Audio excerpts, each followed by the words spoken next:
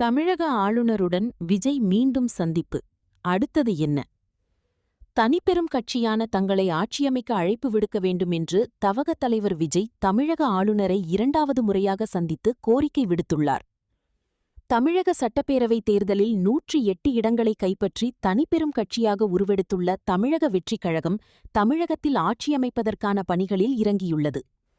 அறுதி பெரும்பான்மைக்கு இன்னும் 12 இடங்கள் தேவைப்படும் நிலையில் காங்கிரஸ், கம்யூனிஸ்டுகள் மற்றும் விசிக உள்ளிட்ட கட்சிகளின் ஆதரவை தவக கோரியிருந்தது. இதில் முதற்கட்டமாக காங்கிரஸ் கட்சி தவக ஆட்சியமைக்க நிபந்தனையுடன் தனது முழு ஆதரவை வழங்கியுள்ளது. மீதமுள்ள இடங்களுக்காக மற்ற கட்சிகளுடன் தவக நிர்வாகிகள் இறுதிக்கட்ட பேச்சுவார்த்தையில் ஈடுபட்டு வருகின்றனர்.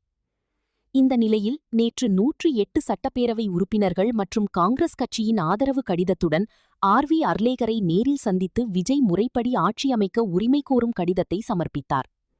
புதிய அரசு அமைப்பதற்கான சாத்தியக்கூறுகள் குறித்து ஆளுநருடன் விரிவாக ஆலோசனை நடத்தப்பட்டது. ஆளுநர் உடனடியாக ஆட்சியமைக்க அழைப்பு விடுப்பார் என்று எதிர்பார்க்கப்பட்ட நிலையில் தவகவுக்கு ஆதரவு அளிக்கும் 118 எம்எல்ஏக்கள் அடங்கிய பெயர் பட்டியல் மற்றும் அவர்களின் கையொப்பம் அடங்கிய கடிதத்தை முழுமையாக சமர்ப்பிக்குமாறு ஆளுநர் கேட்டுக்கொண்டுள்ளார். இந்த நிலையில் இன்று மே 7 சென்னை கிண்டியில் உள்ள ஆளுநர் மாளிகைக்கு மீண்டும் தவக தலைவர் விஜய் தனது கட்சி நிர்வாகிகளுடன் இரண்டாவது முறையாக வருகை தந்தார். அங்கு ஆளுநரை சந்தித்த அவர் தமிழக வெற்றிக் கழகத்தை ஆட்சியமைக்க அழைப்பு விடுக்குமாறு கோரிக்கை அடங்கிய கடிதத்தை சமர்ப்பித்தார். சுமார் 30 நிமிடங்களுக்கு மேலாக நடந்த இந்த சந்திப்பில் தவக தலைவர் விஜயை ஆட்சியமைக்க ஆளுநர் அழைப்பு விடுத்ததாகவும், விஜய்க்கு அழைப்பு விடுக்கவில்லை, அதனால் சட்ட வல்லுநர்களுடன் அவர் ஆலோசனையில் இருக்கிறார் என்றும் பல்வேறு தகவல்கள் உலாவுகின்றன. அதிகாரப்பூர்வ அறிவிப்புகள் ஏதும் இன்னும் வரவில்லை.